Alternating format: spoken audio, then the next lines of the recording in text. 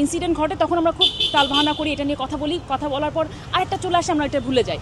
But এইটা সারাক্ষণ এটা না করে কেন এরকম হচ্ছে এবং লোকগুলা যে অপরাধী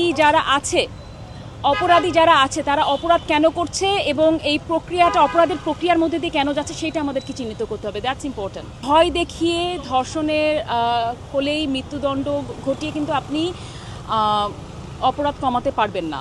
তার সাথে সাথে আপনি যদি অবশ্যই দ্রুত বিচার দরকার, স্বচ্ছ বিচার দরকার, সাক্ষ্য প্রমাণ ভিত্তিতে বিচার করতে হবে, কিন্তু তার পাশাপাশি যখন একটা অপরাধ করে সে কিন্তু ভেবেই নেয় যে আমাকে ধরতে পারবে না, সে কিন্তু ভেবে নেয় এবং ওখান থেকে সে কিন্তু অপরাধটা করে। সে যদি করতে পারতো যে আমাকে চিহ্নিত করতে পারবে, তাহলে কিন্তু সে অপরাধটা করতো না। যতই ধর্ষকের শাস্তি, মৃত্যুদণ্ড দেন না কেন, আপনি যদি সমাজ ব্যবস্থা না বদলান, নারীর প্রতি সম্মান, নারীর কনসেন্ট এবং এই ব্যাপারগুলো যদি আপনি এডুকেশনে না নিয়ে আসেন, ফ্যামিলি থেকে না শুরু করেন, যে ফ্যামিলি থেকে কনসেন্ট কি, রেসপেক্ট কি, আমি আমার মাকে কিভাবে আমার বাবা রেসপেক্ট করছে, এটা যদি আপনি মূল ধারায় যদি আপনি না যান, তাহলে কিন্তু শুধুমাত্র শাস্তি দিয়ে কমানো সম্ভব না বলে আমি মনে করি।